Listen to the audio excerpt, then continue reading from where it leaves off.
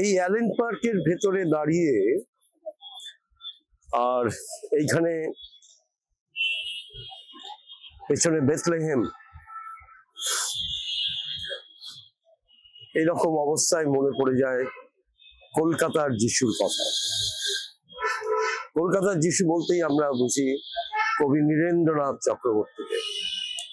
তিনি কলকাতার যিশু নামে যে কবিতাটা লিখেছিলেন সেটি এখন বাঙালির ঘরে ঘরে পৌঁছে গেছে। কবিতাটি প্রকাশিত হওয়ার পরপরই দেশ পত্রিকায় যখন প্রকাশিত হয়েছিল তখনই তারপরে হই হই পড়ে গিয়েছিল। তো সে তো আপনারা সকলেই জানেন সেই কবিতার কথা, কিন্তু আমি কবিতাটা নিশ্চয়ই নতুন করে আপনাদের আর শোনাবো না। আপনারা প্রত্যেকেই আপনাদের মনের ভিতরে এই কবিতাটার স্মৃতি আছে। আমার খুব ভালো লাগছে এখানে দাঁড়িয়ে আজকে এটা ভাবতেই যে বেথলেহেমের যিশু এবং কলকাতার যিশু মিলে গেছে। এবং সত্যি সত্যি নীরেন্দার কবিতায় যে কলকাতার যিশু, ভিখিরি মায়ের শিশু, সেই পার্ক স্ট্রিটের আশপাশেও তো, এই বৈভবের পাশেও তো তাদেরকে দেখা যায়, চোখে পড়ে। তারা কিছুক্ষণ আগেই এখানে দৌড়াদৌড়ি করছিল, খেলে বেড়াচ্ছিল। সত্যি সত্যি সেটা দেখে মনে পড়ে গেল নীরেন্দার কথা।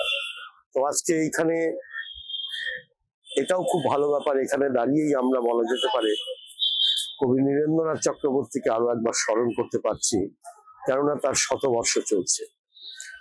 এবং যে কথাটা অবশ্যই বলতে হবে, এটাও একটা বিস্ময়কর সমাপতন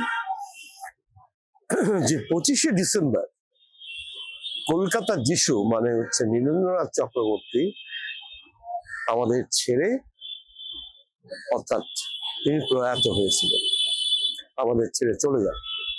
তো এটাও খুব বিস্ময়কর ঘটনা। এখনো আমার দৃশ্যটা মনে পড়ে।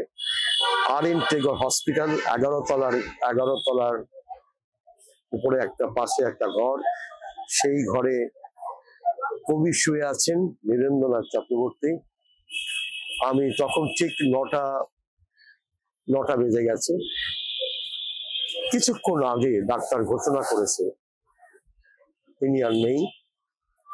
তো আমার এখন মনে পড়ে যে আমি ডাক্তারের কাছে গিয়ে, ওদের পরিবারের সবার কাছে তো বটেই অনুমতি নিলাম এবং ডাক্তারবাবুর কাছে অনুমতি নিলাম, গিয়ে আমি সদ্য প্রয়াত মানে কয়েক মিনিট আগে তার শেষ নিঃশ্বাস পড়েছে, তিনি শুয়ে আছেন, আমি গিয়ে তার পা ছুঁলাম।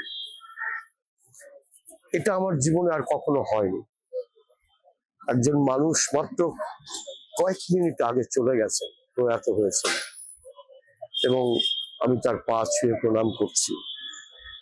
এক অদ্ভুত অনুভূতি। এই অনুভূতি আমার দ্বিতীয়বার জীবনে আসেনি।